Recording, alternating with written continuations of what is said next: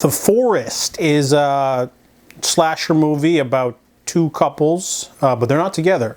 Basically, two guys are stuck in traffic and they're complaining about the big city. So one of them says, why don't we go camping, just you and I, to get away from the hustle and bustle of the big city. And their girlfriends are like, you want to go camping without us? We're going to go camping without you. So the two guys and the two girls decide to go out camping. However, the guy's car breaks down and they're stuck behind. Meanwhile, the girls are attacked by a cannibalistic man in the forest. Now, there's a great opening kill. That's the start of the movie. But then after that, there's not much violence. If there's the number of kills is less than the fingers on your hand, it's not a very good slasher. And there's also this weird supernatural element in which the cannibalistic man, his wife and children are like ghosts and they can talk to him and other people. And that just felt like a cheap trick, you know, just to pad out the running time and solve communication issues. But overall, The Forest doesn't have a lot in terms of gore or anything really. It has a really low rating on IMDb. I was trying to figure out why. It was like a 3.7 out of 10, which is like supremely low. And I was like trying to figure out what's going on. It's because the movie looks cheap. It doesn't have much of a plot. Overall, it's just a really average slasher movie with a weird supernatural angle. Definitely not considered one of the better ones.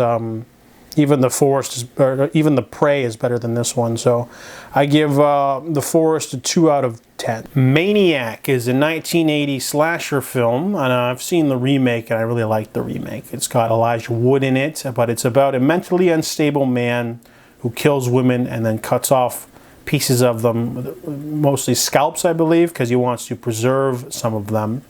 And the movie's very dark in tone because he's like a mentally unstable man who had a really bad relationship with his mother.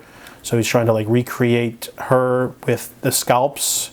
And it's, you know, he's trying to, they liken it to like an artist trying to take a photograph. He's trying to do that with like live art installation. So there's a bit of a dark satire to that. But he's got a lot of friends who are in the art industry. The movie's pretty slow and atmospheric and creepy, but it's not too scary. The slasher elements aren't too played up. But I thought the ending wasn't as good as the remake. The remake's pretty well done.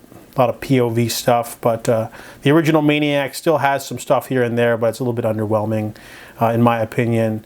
Really good acting, though, from the main guy and all the different victims and like the people around him. They still do that pretty well.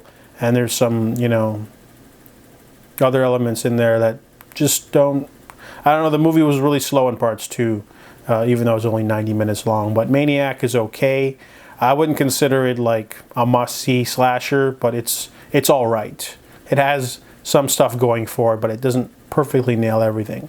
So I give Maniac a 6 out of 10.